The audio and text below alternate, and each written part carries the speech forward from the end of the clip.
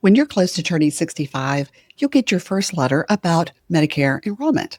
But if you are still working and you have good health insurance, what are you supposed to do?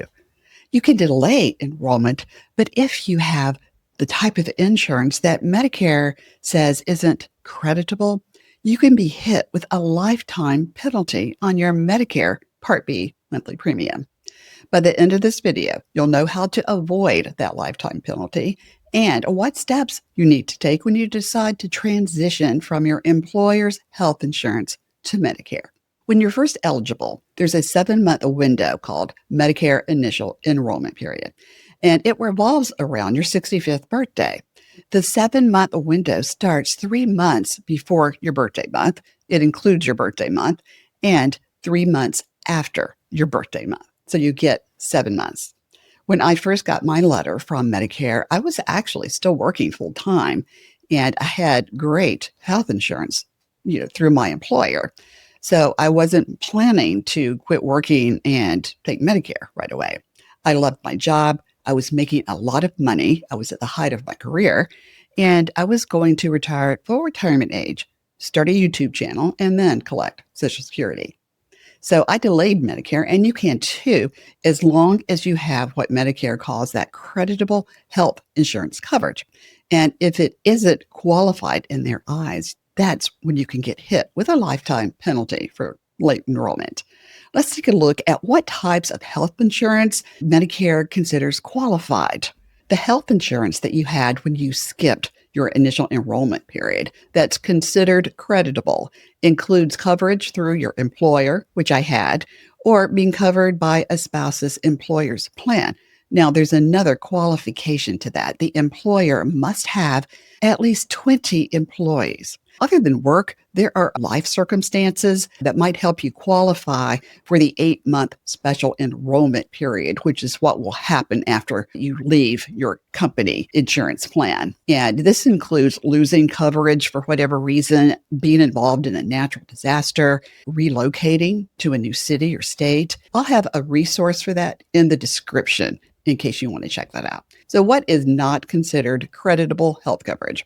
That includes retiree health plans, being on COBRA, or using a marketplace plan you purchased through the ACA, the Affordable Care Act, on healthcare.gov. I had coverage that Medicare says is qualified. So how did I get hit with a lifetime penalty? That's next.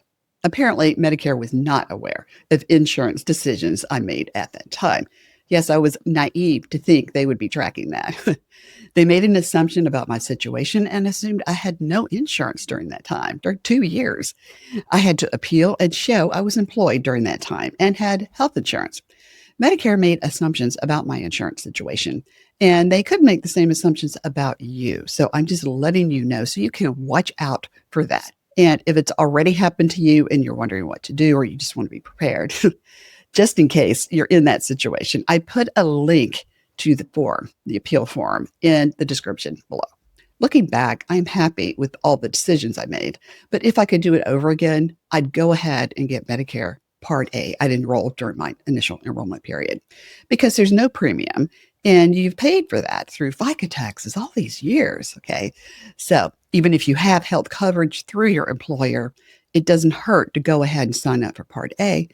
Should you become hospitalized, it comes in handy to have extra insurance. By the way, if you did miss your initial enrollment period and you do not qualify for the special enrollment period, you can enroll during Medicare General Enrollment Period and sign up for Part B then. And that's during the first 3 months of every year. So January 1st through March 31st. That's coming up. Unfortunately, though, you're still going to be stuck with the lifetime penalty. Okay, what happens when you're ready to leave your job and enroll in Medicare? There's a right way to do that, or you could still end up with another penalty. Too many penalties. When you decide to leave your job and go on Medicare, you have an 8-month special enrollment period to sign up for Medicare Part A and B and decide if you want to stick with Original Medicare or go with Part C, Medicare Advantage. The enrollment period begins the month after your employment ends or after you lose your employer coverage, whichever happens first. One more thing that you have to watch out for. When you go on Medicare, your Part B premium is based on your modified adjusted gross income from 2 years ago. And that's insane because you were still working then. And if you exceed certain income levels, you pay a surcharge called Income Related Monthly Adjustment Amount, referred to as IRMAA. I explain how this works in the video on the screen, and I show you how to avoid getting those high monthly premiums and what to do if it should happen to you. If you have any questions or have an experience with all of this you'd like to share, leave me a comment. Thanks for watching, and I'll see you in the next one. Bye for now.